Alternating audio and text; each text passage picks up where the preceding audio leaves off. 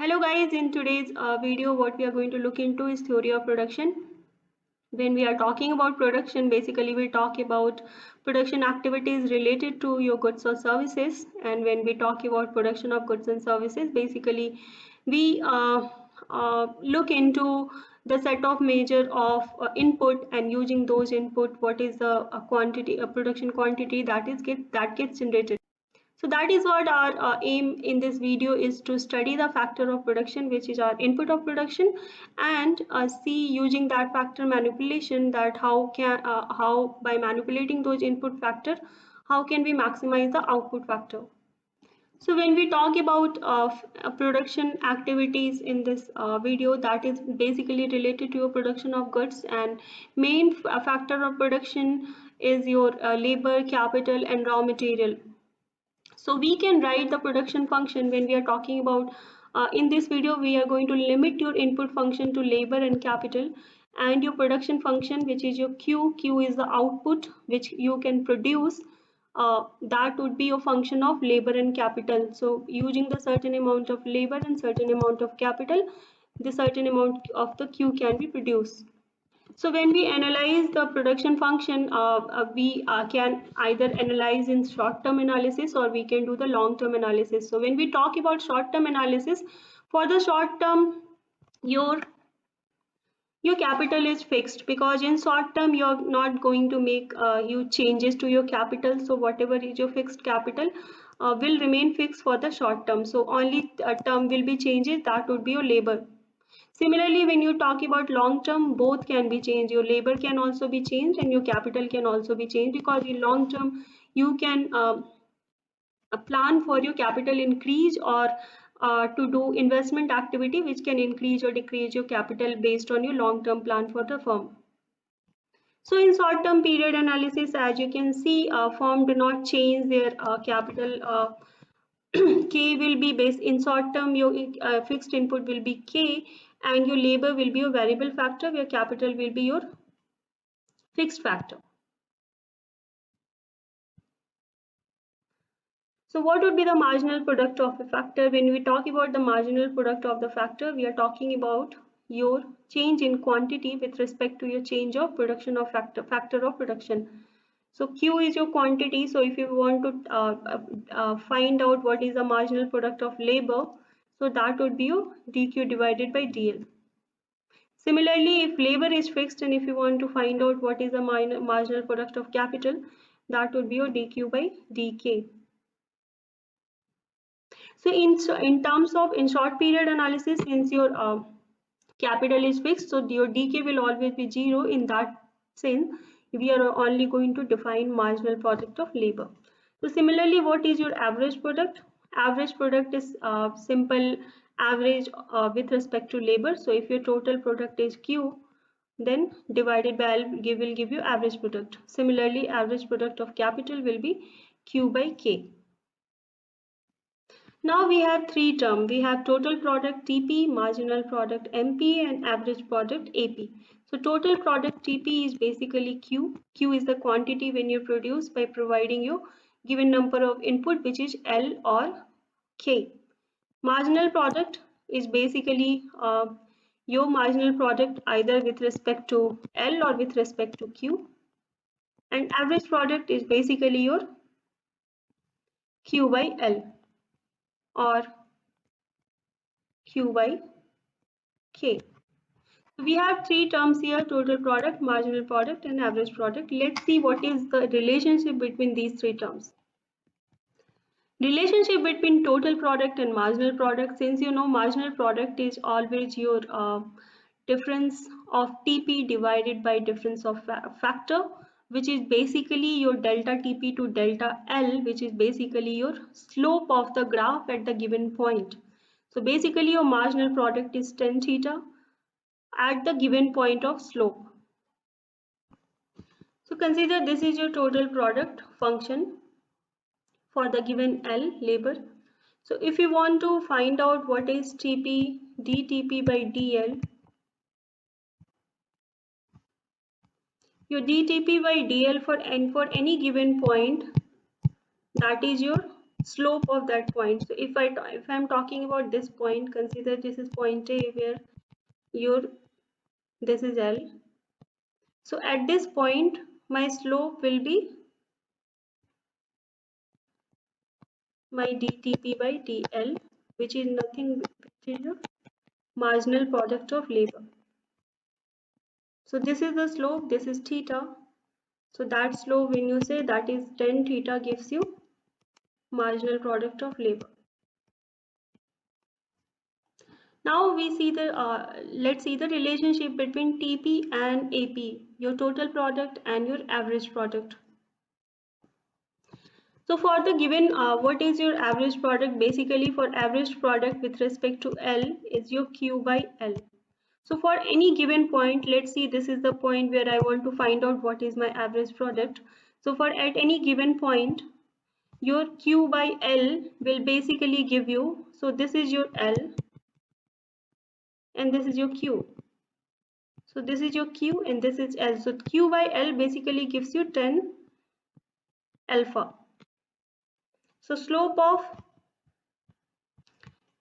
which is nothing but tan alpha. So this alpha point will give you Q by L. So that is your point. So from your average product is nothing but your origin between nothing but it is the slope of a ray from your origin to any point of the TP curve. So you from your origin you can derive a ray till the point that gives you average product. Now let's see the relationship between your average product and your marginal product. So we can say that when average product is rising, your average product. So when your average product is rising, that time your marginal product is greater than average product. When average product reach maximum, then your marginal product becomes your equal to average product. And when your average product is failing, your marginal product is less than, falling is less than average product. So that is the relationship between your average and marginal product. So for if average product curve, if you see, it will go something like this. So when average product is rising at this area, your average product is less than marginal product. When average product become maximum, this area, your average product becomes marginal product. And when your average product is falling, this area, your average product become greater than marginal product. Let's see the proof of this, that how do we derive these three conditions and how we arrive at it. So now we know APL, which is your average product with respect to L labor, is Q by L. Now differentiate average product with respect to labor to find out if it is decreasing, if it is maximum or minimum, or if it is increasing. So by differentiating dq average product by with respect to L, we will get dq by dL into L minus Q by L square. This is the expression we get after differentiating it. So take out L, this will become basically dq by dL into 1 by L minus Q by L square. So if we take the expression 1 by L out, it will become dq by dL minus Q by L. So now if you look into this expression, this is nothing but your marginal product and this is nothing but your average product. So you can say 1 by L MPL minus APL, which is nothing but your DMPL divided by DL. So this is what we were doing. We are trying to derive differentiation of your average product with respect to L. So we got this. Now considering your L will always be greater than 0 because your labor cannot be less than 0. So that means your dMPL by dL basically depends on this expression. So if this expression is greater than 0, So consider this, if your MPL minus APL is greater than 0, then this also become greater than 0. If this is less than 0, this become less than 0. If it is equal to 0, this become equal to 0. So now when you look into this condition, basically when you say greater than 0, that means this condition gives you increasing, that means your MPL is increasing when your DMPL by DL is greater than 0. If it is less than 0, that means it is decreasing. And if it is equal to 0, that means it's a maximum at this point. So this is increasing, this is decreasing, and this is maximum. So look into the increasing condition which is greater than 0. If you see greater than 0, that means your MPL minus APL is greater than 0. That means your MPL is greater than APL. Similarly, if it is less than 0, that means it's decreasing. That means your MPL is less than APL. If it is equal to 0, which means your APL is, this is your APL. Your APL is maximum. In that, your MPL is equal to APL. So that is what we were looking into till now, that when we say that what is the relationship between MPL and APL. So we saw the relationship between, when we stated earlier that relationship between AP and MP, we saw that when AP is rising, then your AP is less than MP, AP is maximum, then both are equal, and when AP is falling, AP is greater than MP. So this is what we proved now. So now we have seen the relationship between what is the total production and average production, then total production and marginal product, and then marginal product and average product. Now we are going to look into return to the factor. So similar what we have seen earlier, the similar condition when AP is rising, AP is maximum, and AP is falling, these three condition. Now your return of scale also depends on the same condition. So when we can say when AP is less than MP, so this is the condition where it is your increasing return.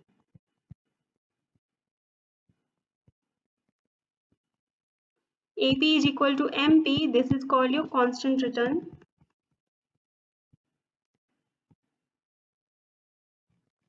And if AP is greater than MP, that is your decreasing return.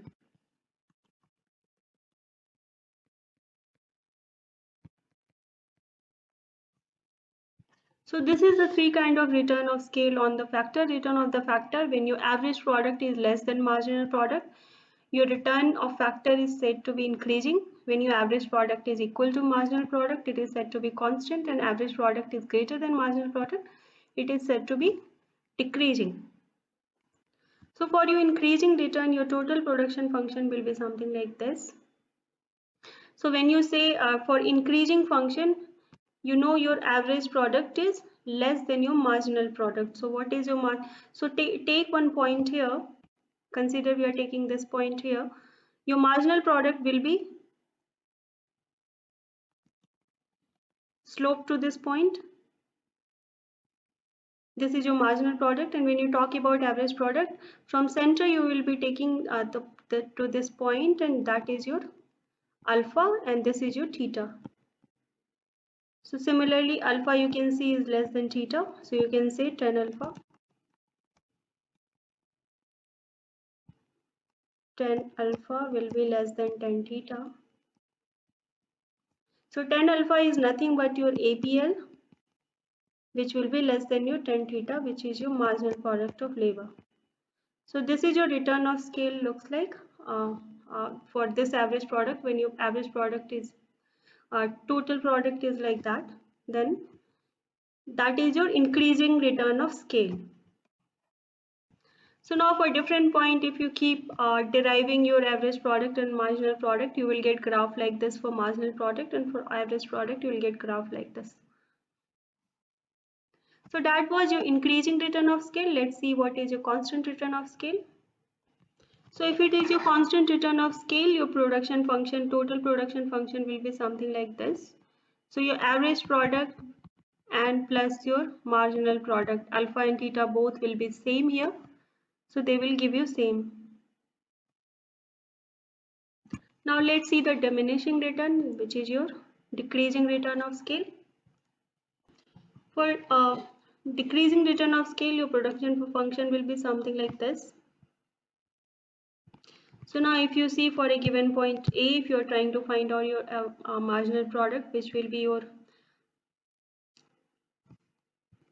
tangent to that point, which is your theta, and then similarly from your origin to that point, alpha is your average product. You can see alpha is greater than your theta, so basically your tan alpha will be greater than tan theta here, which will be average product is greater than marginal product. So that is your decreasing return of scale. So if you draw all the points for marginal product and average product, like from on your production function, you will get your graph like this: marginal product and average product for your decreasing return of scale. So we saw all three return of scale. So when you saw for increasing return of scale, your production function was something increasing, so that was your production function like this.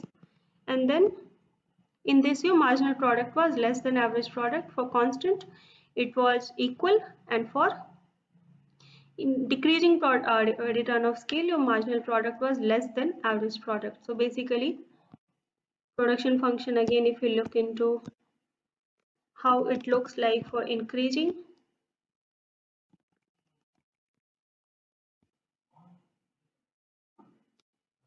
this is something like increasing production function, this is decreasing, and this is your constant production function. So we have seen till now the production function, which was either increasing, decreasing, or constant. So you saw how it is increasing, then the function was like that. For decreasing, how it is like this, and for the constant, it is coming like this. So we saw the production function, which was basically single, either increasing or decreasing or constants. Now we can have the non-proportional return, where we can have the stages of production, where we can have different stages, where so in some stages either it could be increasing or decreasing or constant based on the function. So if you see the production function in stage 1, so there are 3 stages here. In stage 1, you can see the production function goes like this, which is basically your increasing. And then in stage 2, your production function goes like this, which we saw earlier, which is basically decreasing production function. And in stage 3, it is something constant. So there are 3 stages here. In stage 1, production is increasing. Stage 2, it is decreasing. Not production is decreasing, but basically your return of scale is decreasing. So in stage 1, we saw this production function, your return of scale was increasing. In stage 2, for this production function, return of scale is decreasing. For the next stage 3, it is constant or decreasing. So you see it is going down. So either it is decreasing or constant, you can say. So in stage 1, what you can say, if you're adding more unit of L, since it is increasing scale or return of scale, so your average productivity will be increased by adding more unit of L. So in this stage, it would be unwise for producer to stop production in this stage. So now in stage 2,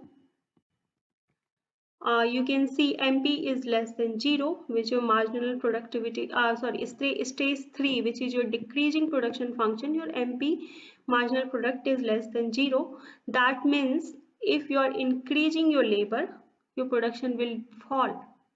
So in that case, by reducing the L input, producer can increase the total output and save the cost for L.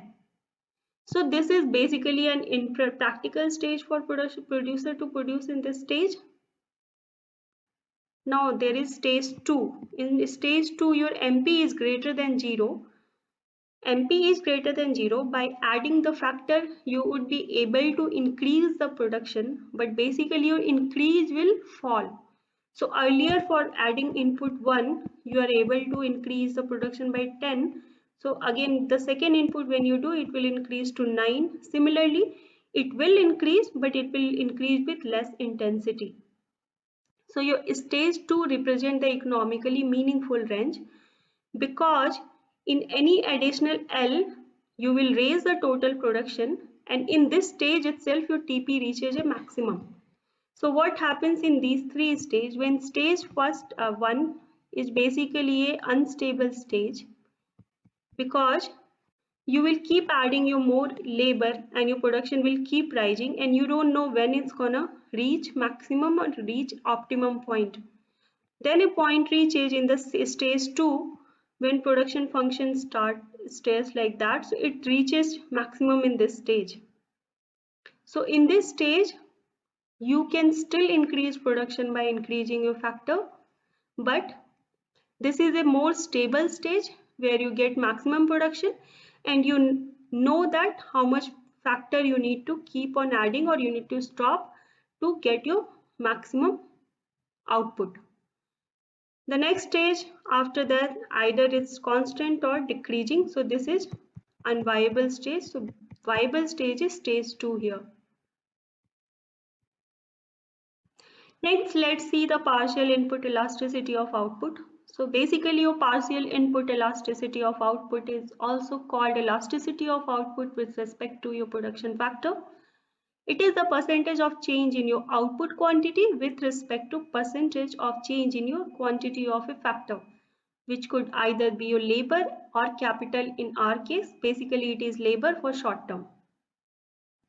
So elasticity of output with respect to your factor, which is L, you can say change in output, percentage change in output, which will be basically your change in output divided by your original output, and change in input divided by original input, which you can write it as dq by q and dl divided by dl by L.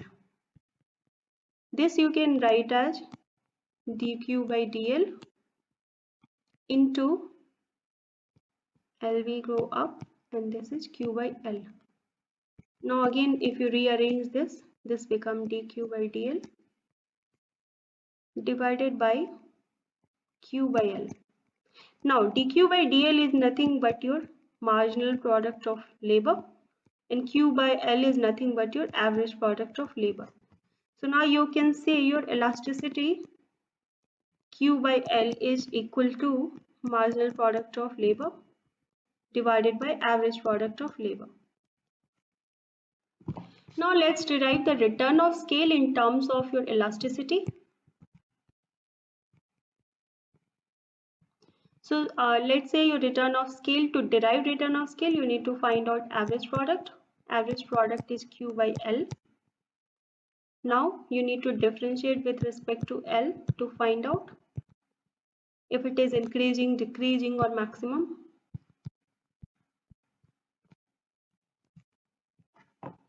Now solve for this differentiation. You will get this expression dq by dl by 1 by L q by L square. Now take out the q by L square. Then what we will get, dq by dl into L by q and minus 1. dq by dl into L by q is nothing but your elasticity. So if you see this expression above, dq by dl into L by q is nothing but your elasticity.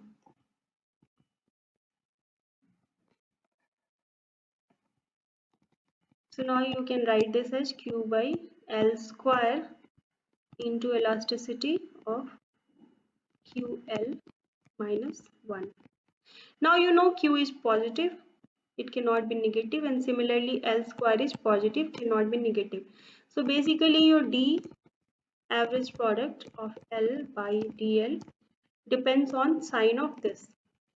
So now again, if this expression is greater than 0, that means it's increasing return of scale. If it is less than 0, that means decreasing return of scale. If it is equal to 0, that means it is constant return of scale. So if it is greater than 0, that means this expression is also greater than 0. Less than 0 means this expression is also less than 0, and equal to 0, that means this is equal to 0. So now e minus 1, you can say greater than 0, that means e is greater than 1 for your increasing return of scale. Similarly, your e is less than 1 for decreasing return of scale, and e is equal to 0 for your constant return of scale. So that is what your elasticity of input. Where your elasticity of input, you can say that it is your MP, marginal product divided by average product. And in order to derive relationship between your elasticity of input and your return of scale, so if it is increasing return of scale, e should be greater than 1, decreasing return of scale, e should be less than 1, and for constant return of scale, e should be equal to 0. So now we have looked into our short-term period analysis. Now we'll look into the long period analysis for your production factor. So long period refer to a time when all factors are basically variable. So your capital as well as your labor both will be variable. So your production function will be function of both capital and labor, and where both are variable.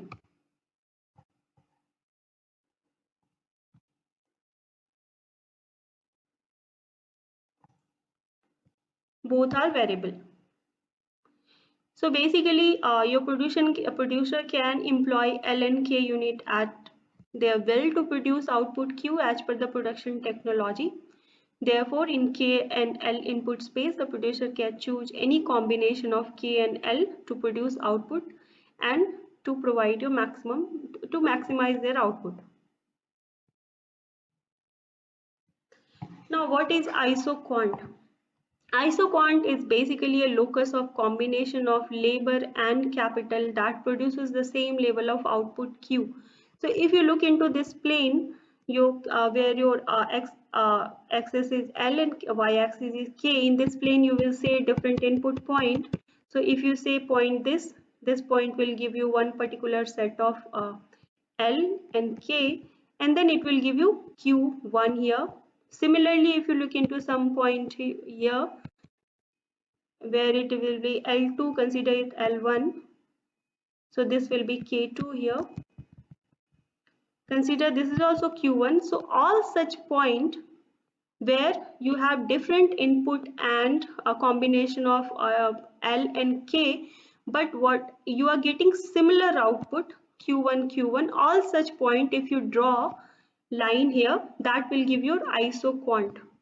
So we will choose all such point where we have different K and L combination, but when we join but they give same number of quantity. So on your isoquant, basically your production function remains same, your Q remains same, but your your K and L are the different combinations. So different combination of K and L gives you same combination of Q. That is called your isoquant function.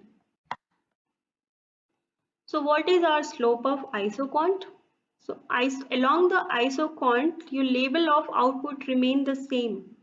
So any change in delta L for L, if you are making any change for L and substituting it for delta K, so increase in any output due to change in, or increase or decrease in any output due to change in delta L should match the decrease or increase in output due to delta K. So now what we are saying, any change in labor, which is your delta L,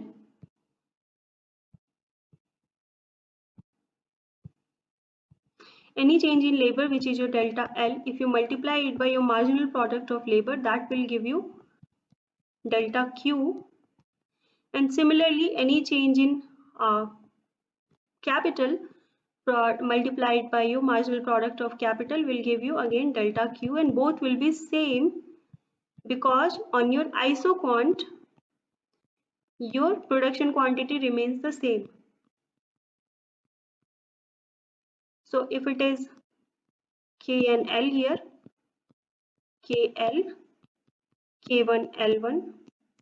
So So quantity changed because of change in capital, and quantity change because of change of labor will remain same because quantity remains same on isoquant. So now if we just rearrange this function and divide delta K by delta L will give you delta MPL divided by MPK. Delta K by delta L is nothing but your dk by dl, which is equal to your slope of dk by dl is nothing but your slope of isoquant, and which is nothing but your marginal product of labor divided by marginal product of capital.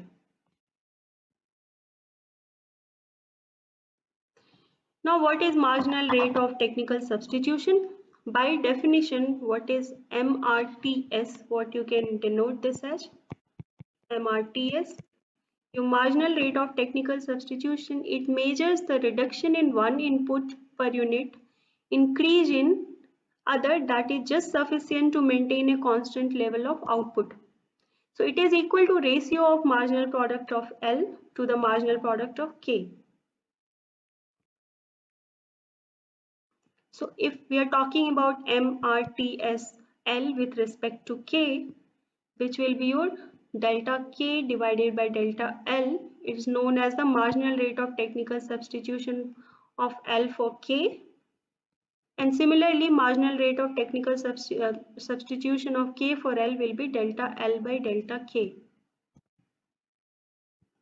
Now if you look into curvature of isoquant is basically a convex to origin. This is so because if you are employing more labor, that means your producer would want to reduce the capital. So if it's taking more labor, he would want to take it more less capital. But if he's taking less labor, he would take more capital. That's the reason it is convex to origin. And it's called a diminishing marginal rate of technical substitution for labor by capital.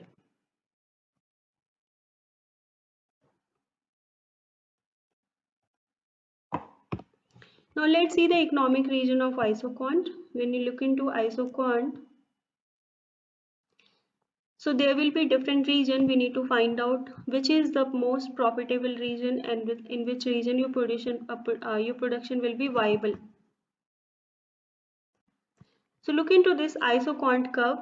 You can see different, if we point out to three different points like A, B and A and B. So at A point, when you draw a tangent, which is basically a vertical here, so your angle is 90 degree. So you can say when you say 90 degree, 10, it will be infinity. So this is which is your nothing but your MPL. So your MPL is infinity here at point A. So that means you can say it is infinite or undefined. So if you go beyond point A, your dk by dl will be greater than 0. So beyond point A, your MPK will be less than 0. At point A, your MPK is equal to 0. That means any increase in capital will not increase your output, because if you see your K here is constant here, so that your any increase change in capital will keep your quantities same. And similarly at point B, your MPL is 0.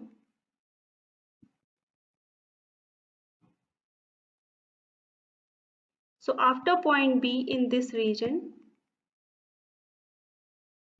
your MPL fall. So no producer will employ labor in this region. Similarly, in this region, your MPK fall. So producer will not employ capital in this region. So production beyond the point A and B are not valid, irrelevant. So only relevant point is between A and B. So that is called your economically feasible region, this region.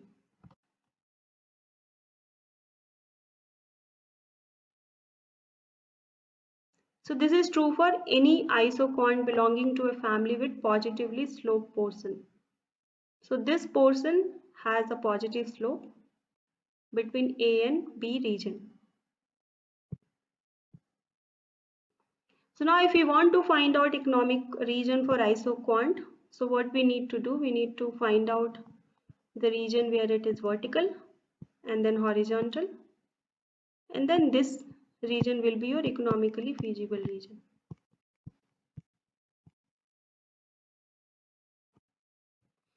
So all such loci point will be your economically feasible region. We talk about the production properties of isoquant. So isoquant will be non-intersecting, all isoquant. So for at any given point, only one isoquant will pass through. If both the input have positive marginal product, isoquant will be negatively sloped.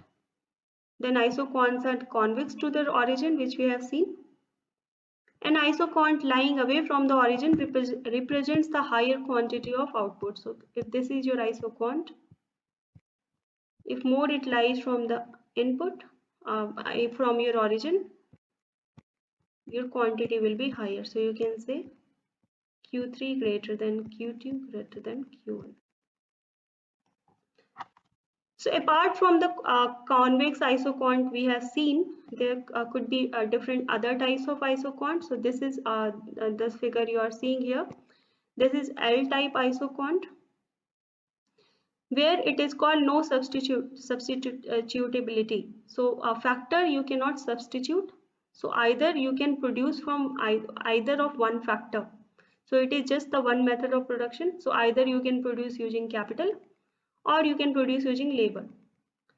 So this production function at this area, it is only labor is used. In this area only capital is used. Similarly in this area, for this isoquant, at this area only labor and this area only capital is used. Another is linear isoquant, where you assume perfect substitutability.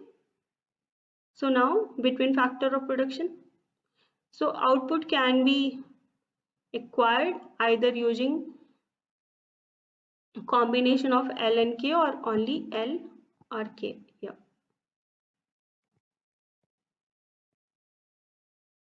Now elasticity of substitution, that how elasticity of substitution. In order to derive elasticity of substitution, you have to define percentage in change of K by L. K by L will be your substitution factor, and then percentage change in marginal rate of technical substitution.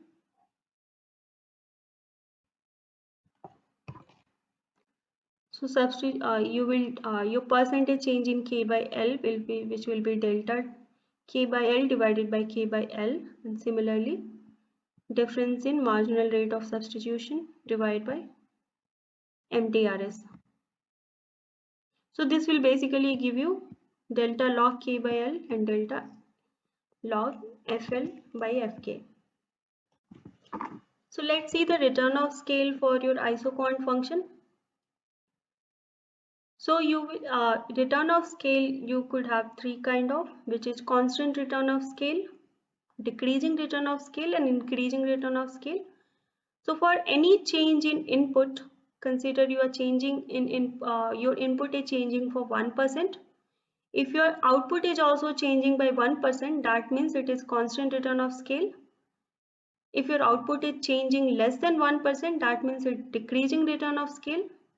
If your output is changing more than 1%, that means it is increasing return of scale. So constant return of scale is something when you draw a line from origin to a different curve, the distance remains same.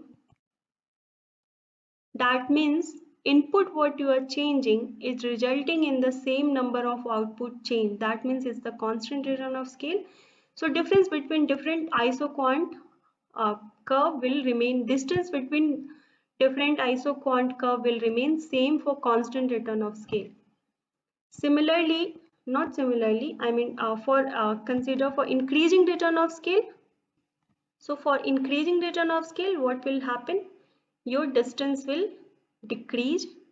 That means you are employing more output.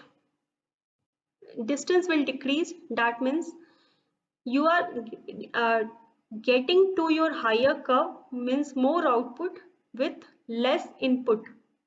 So that means if you're changing 1% of input, you are getting more than 1% change in output. So if you take for the distance from the origin, this distance between two curves will keep on decreasing for your increasing return of scale. And in opposite, for your decreasing return of scale, when your 1% input is changing, your output will change for less than 1%.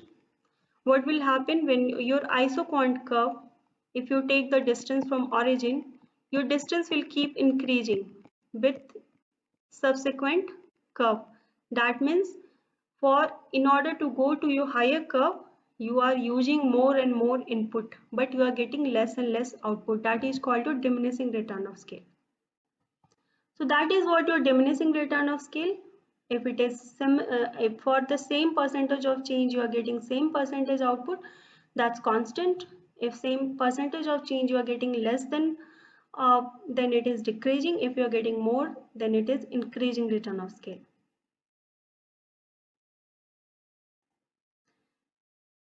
Now next, what is homogeneous production function? Homogeneous production function is the concept of return to scale that can be captured easily using the concept of homogeneity of production function. So let's say your production function is fxy, which xy is your two input. So any change in input, if you are changing input by t, then your production function should be, so you are multiplying t both the input, so z, so that your production function should give you t into n by n, z basically.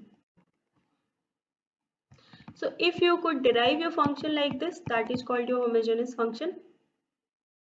So if you are changing your input quantity, your output, you are able to see the same change in the output.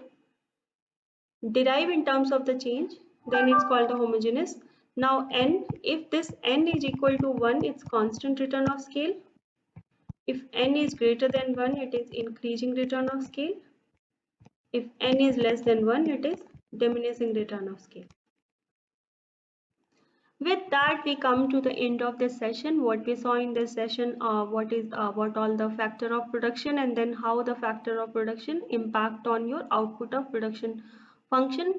We saw how do we do the short period analysis, and then in short period analysis only the labor is the main factor which we consider, and then in the long period analysis both labor as well as capital are variable factor, and it impacts your production quantity. Then we saw what is the return of scale, that how using the varying the different factor, how can you define different return of scale, which is increasing, decreasing or constant. Then we also saw what is homogeneous production function and how we define our production function in homogeneous function. So that is all for today. Thank you for watching.